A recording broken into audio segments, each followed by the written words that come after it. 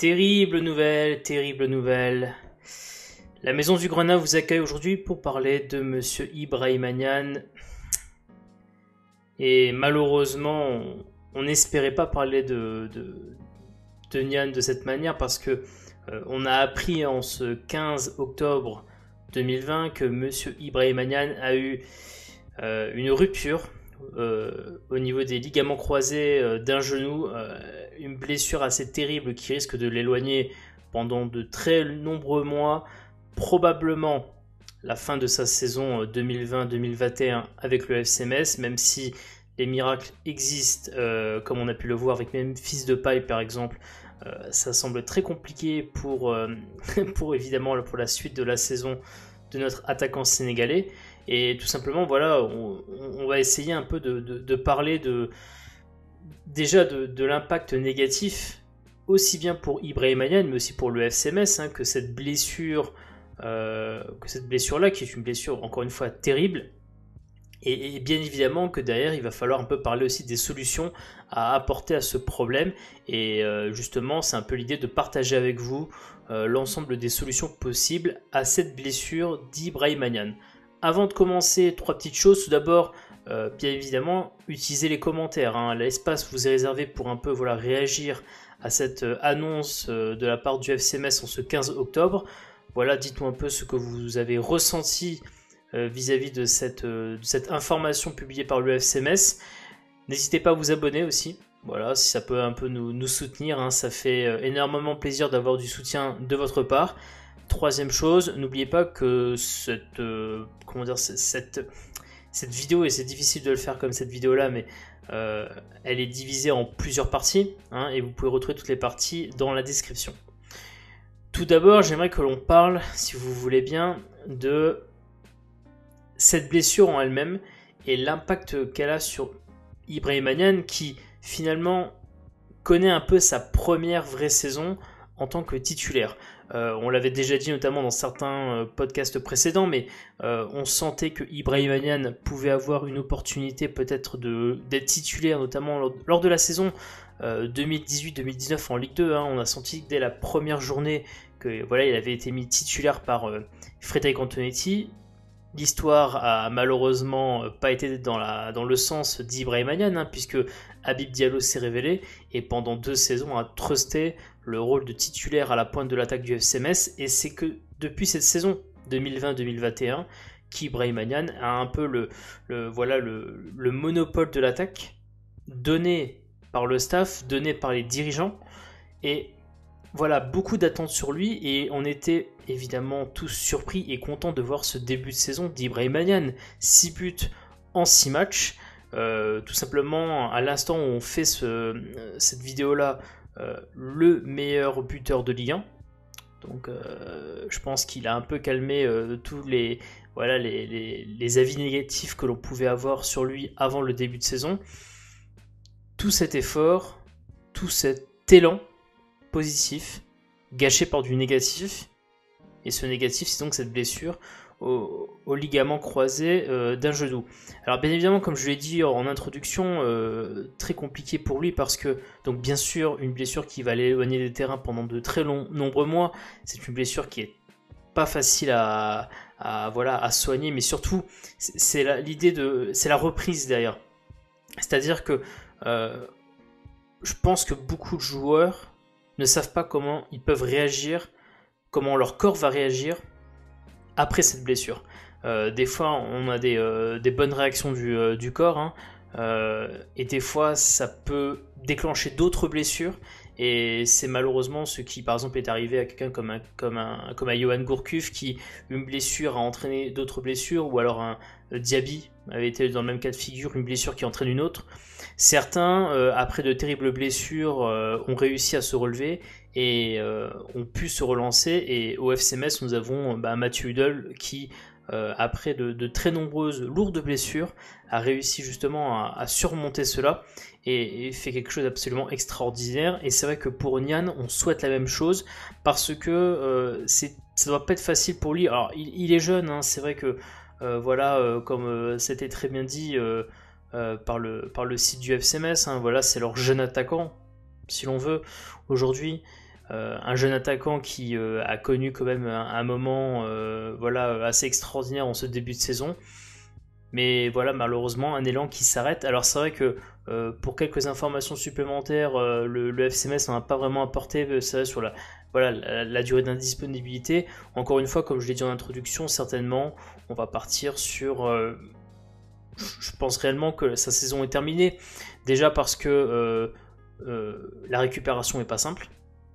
Elle prend du temps. La remise en route n'est pas facile. Et la forme...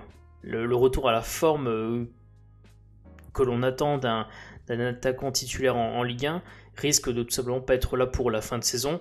Et je pense qu'au FC Metz, maintenant, on va être dans l'idée de, pour Nian, on va prendre le temps. On va pas forcément se précipiter. Et c'est vrai que, voilà, on en a parlé, mais Nian a prolongé son contrat au début du mois de septembre. Hein, vers le 10 septembre, il a signé un nouveau contrat jusqu'en 2024. Je pense qu'au FC Metz, on va pas précipiter les choses, surtout que on voit en lui un avenir assez important à la pointe de l'attaque, justement pour reprendre le flambeau de monsieur Habib Diallo, parti du côté de Strasbourg. Alors, c'est vrai qu'on a parlé des conséquences pour Nian, conséquences pour le FC Metz. Le FC Metz qui perd donc son pilier offensif en ce début de saison, qui, sur le papier, vous allez voir l'effectif total apparaître à l'écran. On en reparlera à nouveau de l'effectif pour les solutions. Mais c'est vrai que les solutions à la pointe de l'attaque sont pas forcément nombreuses. Hein. Encore une fois, la décision a été aussi prise de ne pas surcharger la pointe de l'attaque pour ne pas justement créer une concurrence à outrance qui peut justement, je dirais, entacher la confiance accordé à Ibrahima Niane, hein, cette confiance-là, qui par exemple ce manque de confiance qui avait fait tellement défaut à un Farid Boulaya, qui justement, mis dans une concurrence, n'avait pas très bien fonctionné. On a décidé de faire un peu pareil avec Ibrahima Niane, et pas de le mettre à côté de lui un joueur, on va dire, à gros potentiel.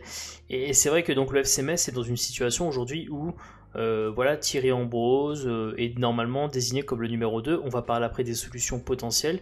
Mais c'est vrai que ce qui est compliqué pour le FC Metz, c'est le fait que son début de saison aujourd'hui,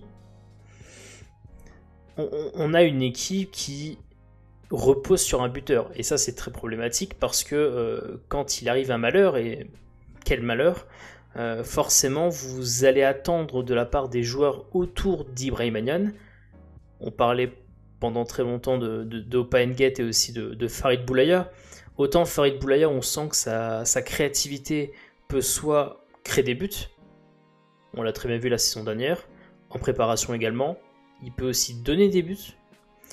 Et c'est vrai que quand on voit un Opa Nguet qui pour l'instant a beaucoup de mal à se mettre à l'aise offensivement, à vraiment créer des actions de but, hein, on peut le dire, c'est pas forcément très rassurant de voir les joueurs autour de Niane ne pas encore planter, si je puis dire, offensivement pour le FC Metz. Et donc ça va être à surveiller parce que on a mis en avant cette ultra dépendance qu'a le FC Metz vis-à-vis de Niane. Et ben on espère que les joueurs autour d'eux, voire peut-être des nouveaux joueurs, qui sait, vont réussir à justement répartir un peu mieux et ne plus être dans une situation un peu d'ultra-dépendance qui donne beaucoup d'incertitudes pour l'avenir.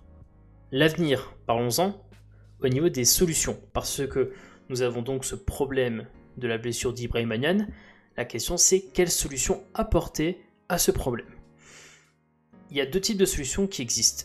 Bien sûr, je vous donnerai mon avis après la présentation de toutes ces solutions, hein, pour un peu apporter mon point de vue, et j'attends bien sûr de vous qui écoutez, j'attends d'avoir votre avis, parce que tout le monde est partagé sur que faire vis-à-vis de cette blessure, et surtout des solutions à apporter. Les commentaires, n'hésitez pas à dire ce que vous pensez. Toutes les solutions peuvent se défendre. Certaines sont beaucoup plus irréalisables que d'autres, faut pas se le cacher, mais voilà, dites-nous ce que vous en pensez dans les commentaires. Deux types de solutions existent, j'aimerais que l'on parle tout d'abord des solutions externes. Que sont les solutions externes? C'est tout simplement les joueurs qui, à l'heure actuelle, ne sont pas dans l'effectif du FCMS. Et alors là, vous avez deux façons de voir les choses. Vous avez la première façon qui est peut-être celle qui coûte le moins d'argent. Signer un joueur qui est libre. Alors, attention à ce que je vais dire parce que ça coûte le moins d'argent, mais ça coûte de l'argent quand même. Je rappelle, parce que je sais que certains ne sont pas forcément au courant de comment les choses se passent, mais quand vous signez un joueur qui est libre, déjà vous payez une prime à la signature au joueur, hein, parce que forcément il a le droit quand même à quelque chose, lui et son agent, donc il y a un coût. Et puis aussi, certains joueurs libres qui, par le passé, ont eu des salaires des fois assez imposants, ont beaucoup de mal à redescendre au niveau exigence salariale. Et ce qui fait que même un joueur libre, vous pouvez vous retrouver avec un salaire d'un de ces joueurs-là très très élevé. Et ça peut même simplement vous freiner à l'idée de recruter ce joueur-là. Je passe à côté du fait que certains joueurs ayant des grosses demandes salariales sont hors de forme. Et donc forcément que ça ralentit un peu la chose. Au niveau des joueurs libres, je ne vais pas vous faire une liste aujourd'hui des joueurs potentiellement, je dirais, susceptibles ou pouvant intéresser le FCMS. Je pense qu'on y trouve un peu tout dans ce panier des joueurs libres. On trouve des pommes dont on ne soupçonne pas un peu l'attrait, hein. On trouve aussi des pommes pourries, hein. Je ne veux pas vous cacher que quand je vois certaines personnes me parler de joueurs qui soit n'ont pu jouer depuis des mois ou alors ont tout simplement eu, je dirais, de l'affection pour ces joueurs-là par rapport à leur passage au club durant les années précédentes, je vous avoue quand même que, à moins que vous vouliez en faire vraiment un numéro 2, au grand maximum, envisager un joueur libre aujourd'hui pour être titulaire au FCMS, c'est un risque qui est quand même assez important, et je vous cache pas que vous envoyez pas un très bon message aux éventuels remplaçants déjà présents au club et qui peuvent se sentir plus légitimes qu'un joueur libre n'ayant absolument pas joué durant les mois précédents. Et donc forcément, solution qui est la moins coûteuse sur le papier, mais qui n'est pas la plus facile à exploiter pour un club comme le FCMS. Autre possibilité, un transfert. Alors, transfert, on est plutôt sur la tendance, vous savez, du joker médical, puisque nous sommes le 15 octobre, malheureux.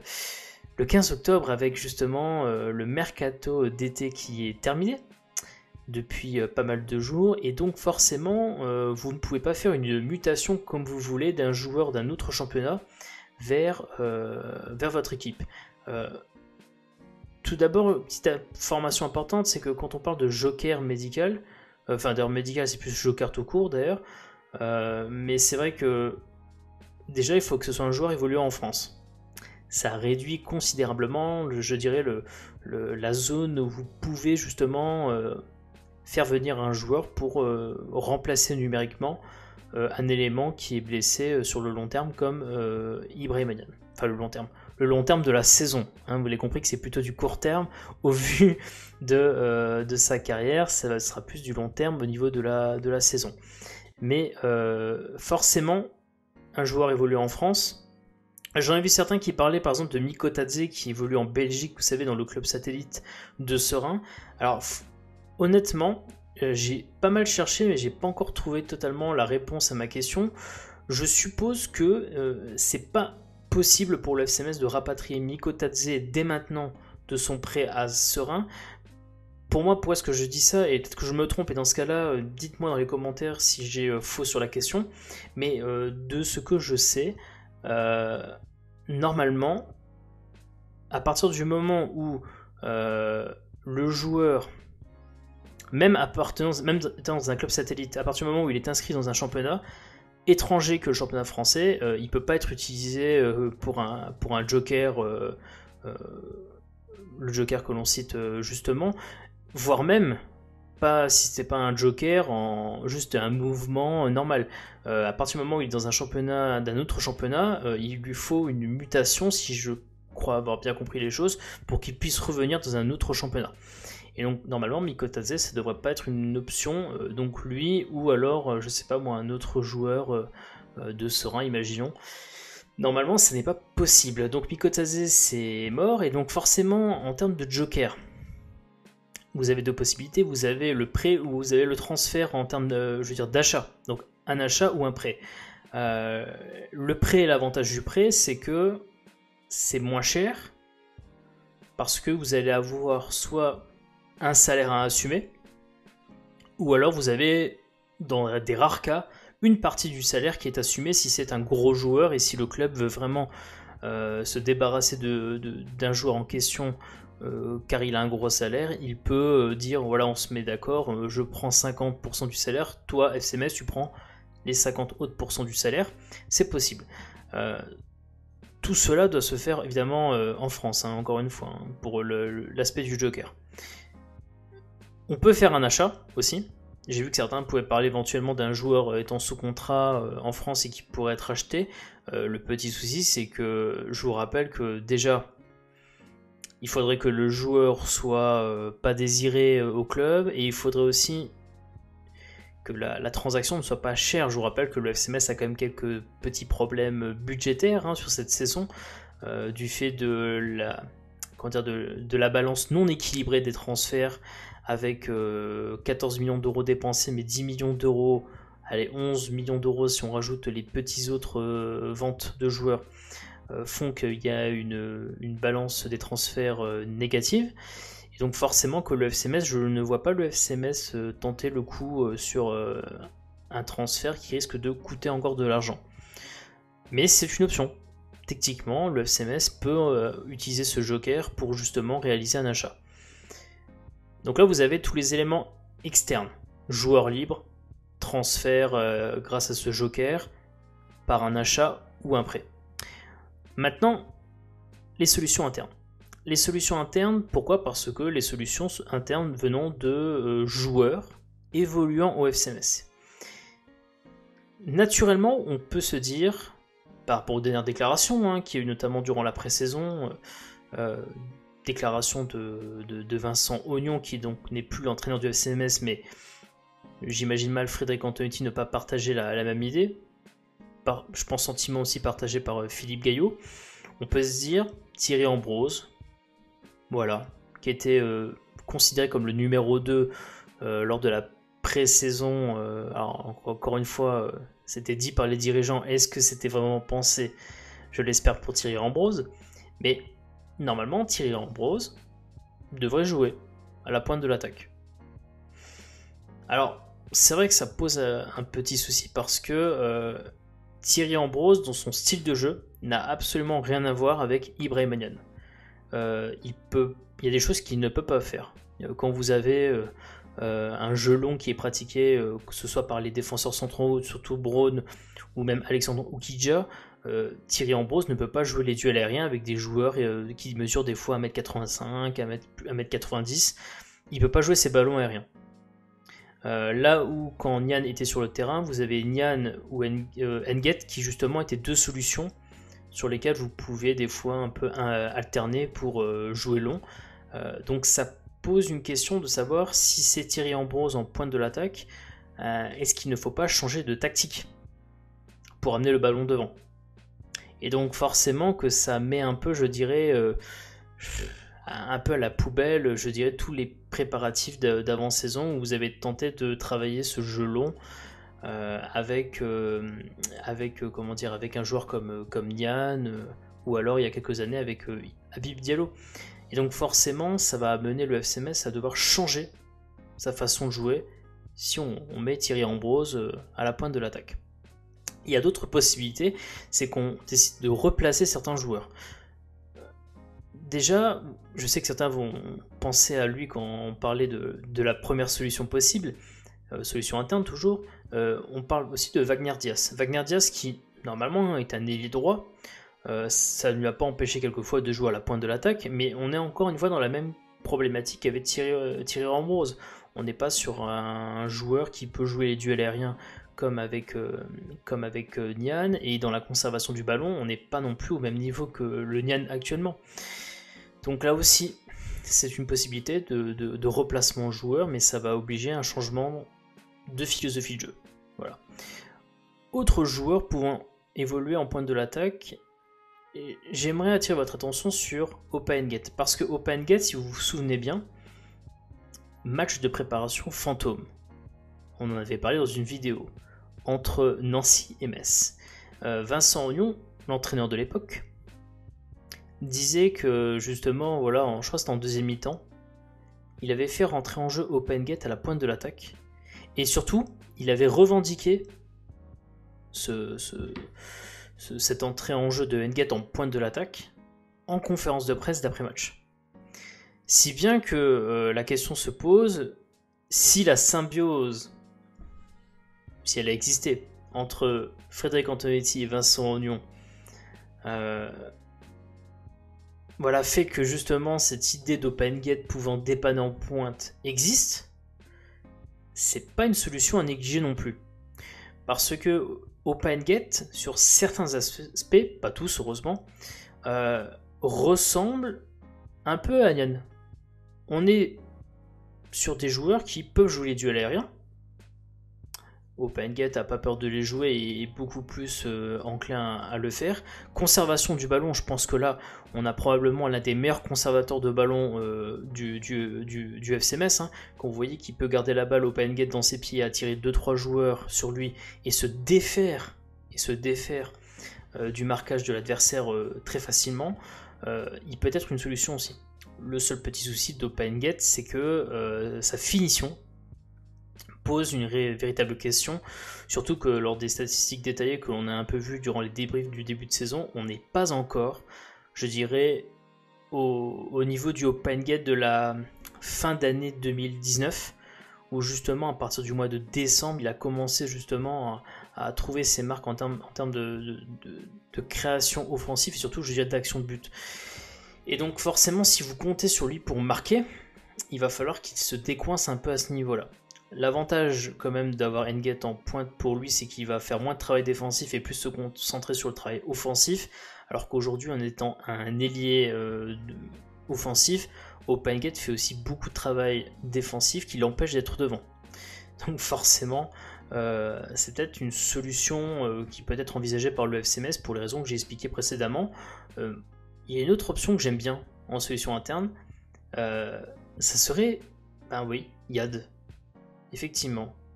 Parce que Yad, qui ressemble beaucoup à Nyan quand il est arrivé au FC Metz. Il ressemble beaucoup. Et au point où justement on constate que Yad est en train de connaître une évolution physique. Quand vous regardez le Yad de la saison dernière, sur les premières images de la saison dernière, alors il n'a pas joué avec le FC Metz, mais les photos quand il arrive et aujourd'hui, vous voyez qu'il y a une évolution physique qui existe. Moi je pars du principe depuis quelques semaines, mois, enfin pas du principe mais de l'idée que le FC Metz est en train de transformer Yad pour être un avant-centre. J'en suis convaincu, peut-être que je me trompe, mais quand vous voyez son évolution physique, on va dans la direction de Nyan en fait. Et je me dis, est-ce que le FC Metz va pas tenter quelquefois cette solution de Yad en pointe de l'attaque pour justement, voilà, se dire, on peut tenter, hein, voyons ce que ça donne. Aujourd'hui, Yad est un joueur de côté. Il a du pied, on l'a déjà vu. Il y a de l'accélération. Ça peut être aussi un élément à tester pour le FC Metz. En tout cas, ce qui est sûr et certain, pour terminer sur la question des solutions internes, c'est que peu importe la solution interne que vous allez choisir, que ce soit Thierry Ambrose qui est actuellement numéro 2, ou alors un joueur de côté que vous allez mettre dans l'axe, il va falloir de toute façon repenser tactiquement le jeu du FC Metz. Parce que, alors c'est peut-être moins vrai avec Ngate qui a des similitudes sur quelques points avec Nyan, mais dans tous les autres cas, même je pense avec une recrue, il va falloir repenser le jeu du FC Metz et surtout s'adapter à cette situation. Et la question, c'est de se dire, est-ce que le FC Metz va bien vivre cette adaptation à soit un nouveau système de jeu, soit une nouvelle philosophie de jeu. On sait que Frédéric Antonetti aime bien son 4-3-3, que c'est un système façonné par Frédéric Antonetti, qu'il insiste dessus lourdement. Le recrutement est basé sur ce système, comme c'était rappelé par Bernard Serin. Est-ce qu'il y aura du changement? Est-ce que le 4-3 va rester? Est-ce qu'il y aura un autre système? Réponse dans les prochains matchs.